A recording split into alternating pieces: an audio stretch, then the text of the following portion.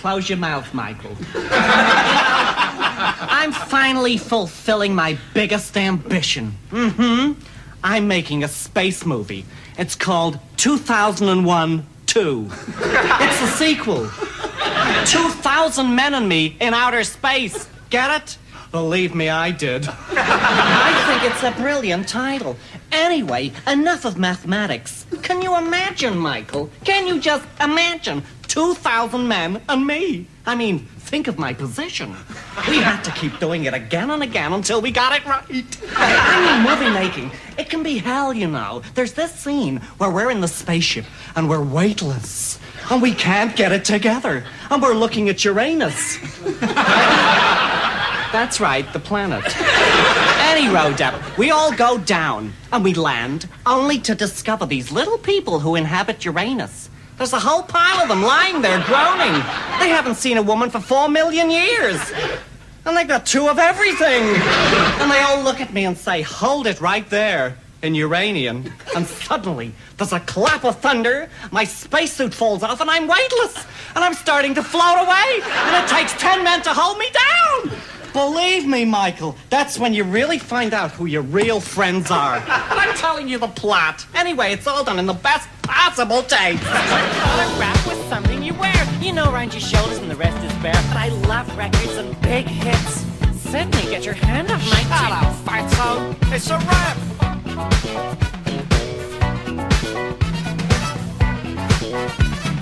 Listen, Slaggy, you're doing it wrong. You've got to stay on the beat to do this song. Oh, Sid, you know I'd love to do it. I'll leave it out. There's nothing to it. It's a rap.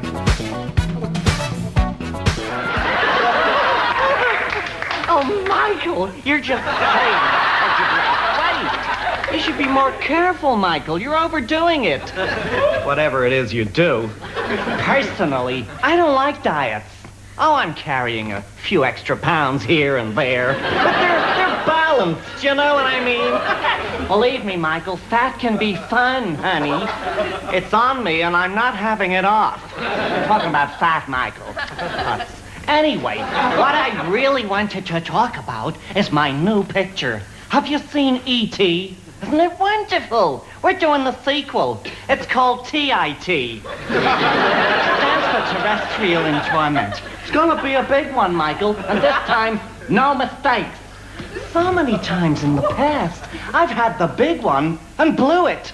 Know what I mean? Any road up, it's all about this cute little spaceman who comes to Earth, and he finds his way to my house.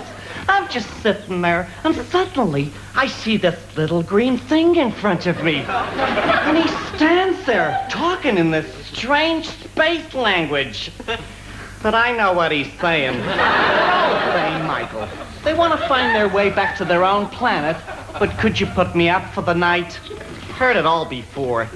Suddenly, the whole house starts to shake, and all my clothes fall off. And then, my chest burst open, and this thing comes running out yelling, I've seen the promised land! I'm telling you the plot, Michael. Go and see it. You'll love it. And it's all done in the best possible way.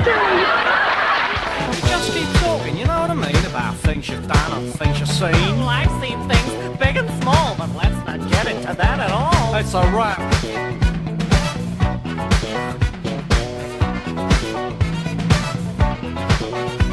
Look, you just make it up as you go along, so nobody knows if you're doing it wrong, and you can chuck in a word like circumcision, because we ain't going in for Eurovision. It's a rap.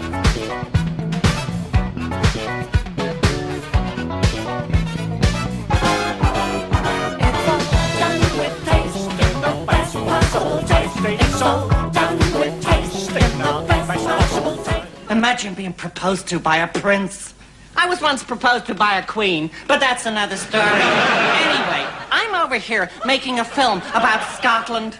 That's in England, isn't it? You know, where they toss their capers. Whatever turns you on. Anyway, it's all about this expedition. Yes, that's a lake. Anyway, I play a scientist, and I got these big tubes. But you know that. You saw the preview. Anyway, I'm lowering them into the water to see if they'll float. When suddenly, Bert, he's my leading man, grabs hold of my tubes and says, I can't stand it any longer. And his kilt falls off. Suddenly, there's this enormous thing rearing up in front of me. Believe me, it's a monster. Oh, I'm telling you the plot. It's an exciting film, and it's all done in the best possible way. This aerobic thing, it's a bit of a mystery. Exercising's as old as history. I know positions, I know how to bend, but I always do it with a friend. I'm rapping again.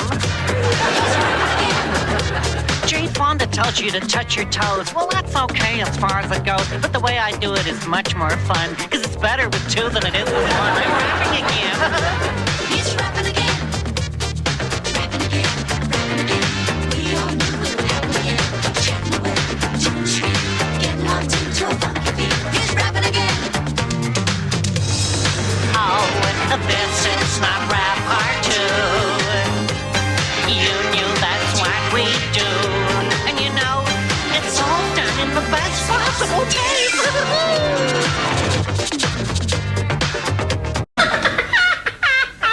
Oh, Michael, it's all right for you. You can play with yourself. Personally, I can't stand solitaire. If it's not a four-handed game, I'm just not interested.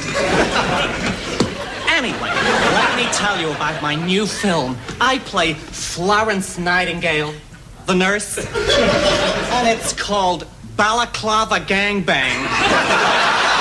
It's all set during the charge of the Light Brigade, and I'm with my lamp working my way through the soldiers. And there's this rather moving scene where there's no bandages left, and I have to use all my clothing. And the first thing you know, I'm standing there stark naked in the middle of the battlefield, and the guys are going off everywhere, firing in all directions. And suddenly, the Turks come over the hill, charging as they go, and they see me standing there, and I hold up my lamp, and I shout, "The first one gets it!"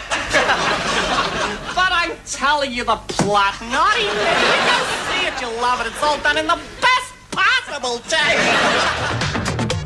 I'm writing a book about how to do it, and I know how to put you through it. It's called Doing It with Cupid. Forget your waist. It's all done in the best possible taste. Press ups, knee bends, stretch his thighs, then you roll over and look in his eyes. Stroke his muscles, ruffle his hair. What can I say? You take it from there. I'm rapping again. He's rapping again. Rapping again. We all knew it would happen again.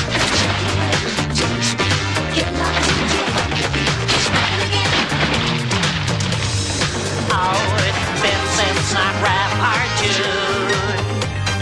You knew that's what we do. Shooby-dooby, shooby-doo-wah, and it's all done in the best possible taste.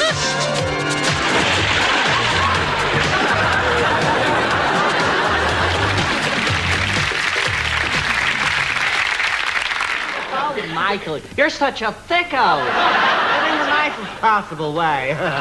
And you're right. I did just finish a picture with Donny Osmond. Did you know he had a glass eye? Neither did I. But it came out during the course of the conversation. I mean, I knew about the teeth. They bit me once, and he wasn't even there. But I love those old stars, don't you? He's the Mormon, you know. They have all those wives. I'm not into polygamy myself.